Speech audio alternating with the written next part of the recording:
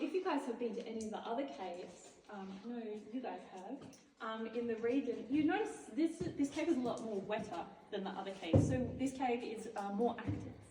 It's one of our most active caves in the region. And what is the rate of formation of a crystal is a question that people ask a lot, and the answer to that is it's really hard to give you a general rate of formation because it depends on so many variables.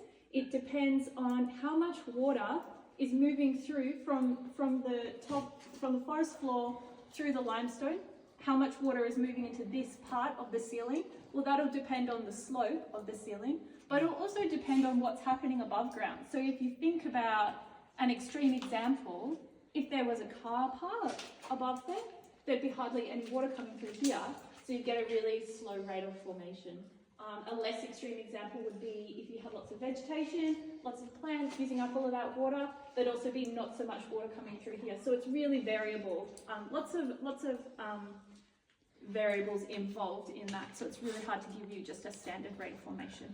But this one here, you can see, that's dripping super fast. It's really regular, just dripping, dripping, dripping, to the point that it creates a new formation here. So it's so fast that a stalagmite isn't able to build upwards. So instead, the water's splashing out and it's creating this whole formation here. So this is called a rimstone dam, that's the name. And so you can see it makes these little terrace systems. These little terraces can get bigger as well. They can turn into these really beautiful little pools.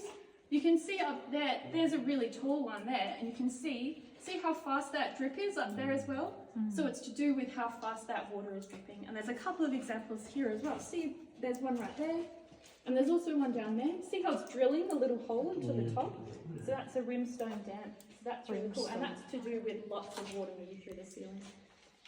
Anyway, let's keep moving. There's a bench at the back of the room if you guys want to